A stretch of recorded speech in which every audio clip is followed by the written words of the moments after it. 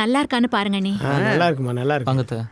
டேய், நம்ம அரவிந்துக்கு கல்யாணம் நிச்சயமாயிடுச்சுடா. உங்களில் ஒருத்தருக்கு கல்யாணம்னா என்னால் நம்பவே முடியல. இல்ல அண்ணி, நல்ல இடம். அரவிந்தும் பிசினஸ்ல சம்பாதிக்க ஆரம்பிச்சிட்டான். பொண்ணையும் அவனுக்கு ரொம்ப பிடிச்சு போச்சு. எத்தனை நாள் தான் நானும் அவனும் இருக்கிறது? ஏன்பா அவன் கூட பேசுறது இல்லையா? சண்டையா இன்னும்? இல்லை அப்படிலாம் எதுவும் இல்லை. நான் அவன்கிட்ட பேசிக்கிறேன். சரிப்பா. அம்மா நான் கீழே இருக்கேன். ஓவரா பண்ணுறான் மச்சான் அவன். நம்ம எத்தனை வாட்டி போய் பேசணும்? அப்படின்னு நீ பெரிய தப்பு பண்ணிட்ட. அவனுக்கு தெரியாமல் ஒரு பொண்ணை லவ் பண்ண, அவ்வளோதானே? அரவிந்த் பிஸ்னஸ் பண்ணுறான். இப்போ கல்யாணம் பண்ணிட்டு செட்டில் ஆக போகிறான். நீ இன்னும் இந்த தடிமாடு கூட சுற்றிக்கிட்டே இருக்க. அப்பா தான் ஆஃபீஸில் வேலை வாங்கி தரேன்னு சொல்கிறாருல, செஞ்சா என்ன?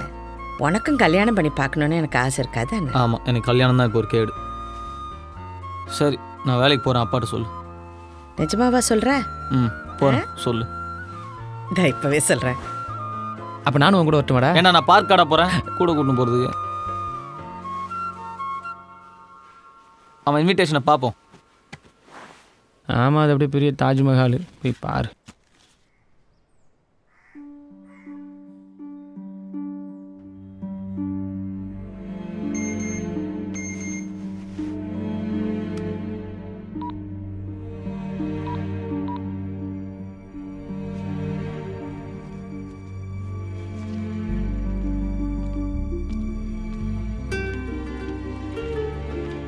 ஹாய்.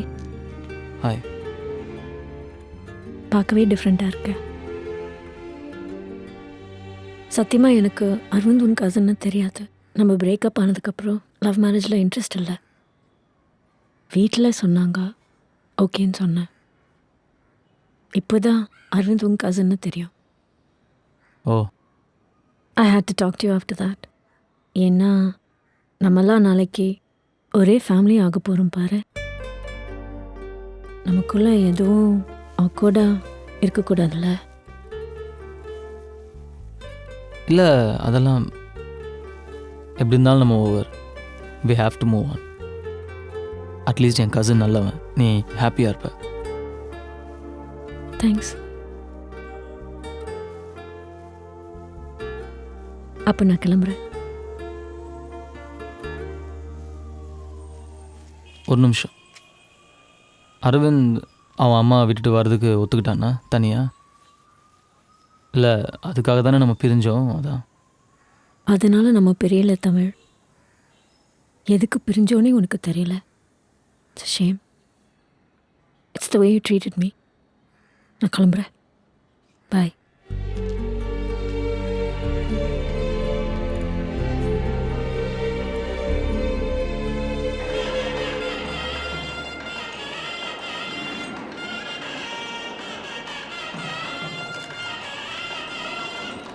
எனக்கே கஷ்டமாக இருக்கு மச்சான். சொன்னா கேளு, நம்ம வேற எங்கேயாவது பண்ணிக்கலாம்டா. மச்சான் போயிடலாம்டா.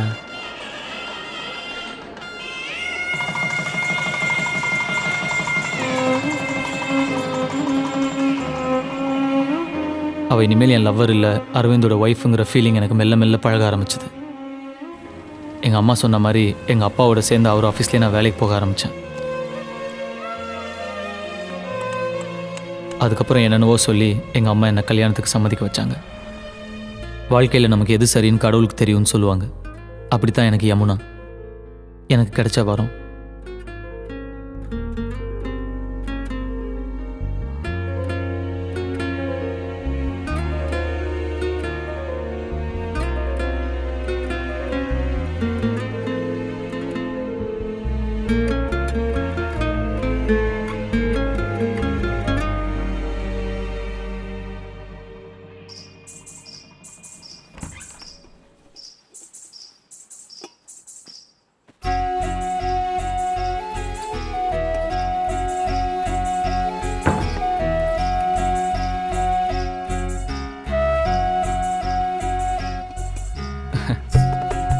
கொடு.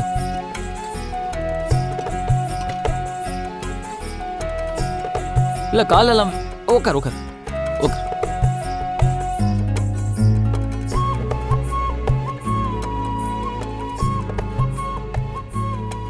ஒரு மாதிரி அமைதியாக இருக்குல்ல?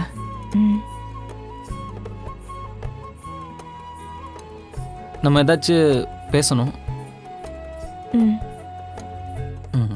இல்லை ஏன் பேசணுன்னா அரேஞ்ச் மேரேஜில் நம்ம ஒருத்தர் தெரிஞ்சுக்கணும். ம்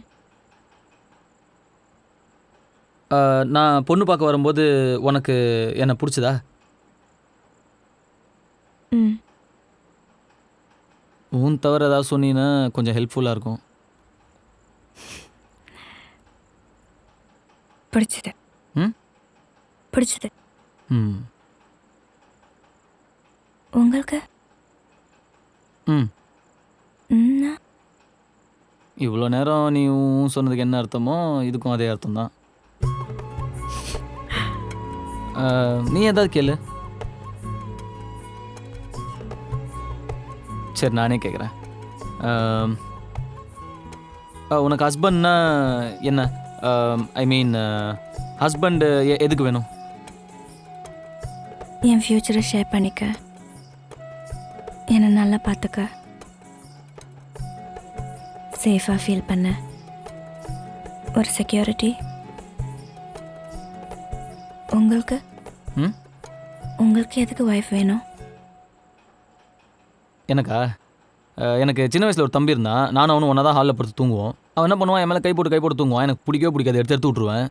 ஒரு நாள் நான் ஸ்கூலுக்கு போகிறேன். ஸ்கூலுக்கு போய் திரும்பி வரும்போது தம்பி ஆக்சிடென்ட்டில் செத்துட்டான்னு சொல்கிறாங்க. அது எப்படி? நான் காலைல போகும்போது இருந்தான், வரும்போது உனக்கு தம்பி இல்லைன்னு சொன்னால் நான் அப்படி டைஜஸ்ட் பண்ணிக்க முடியும்?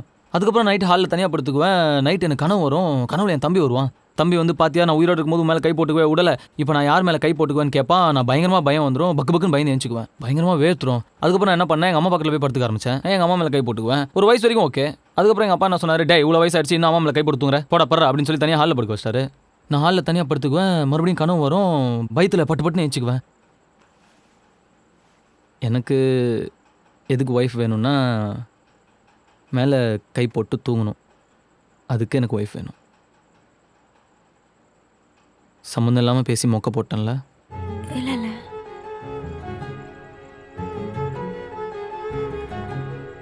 பசிக்குதா?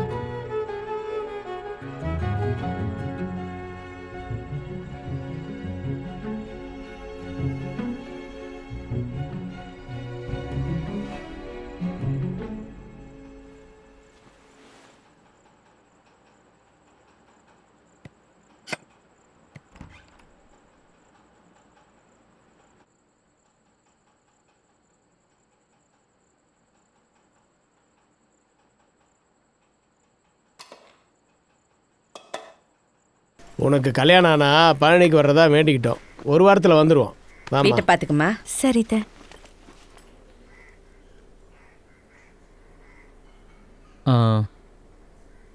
ஆஃபீஸ் கிளம்புறேன். சரி சரி.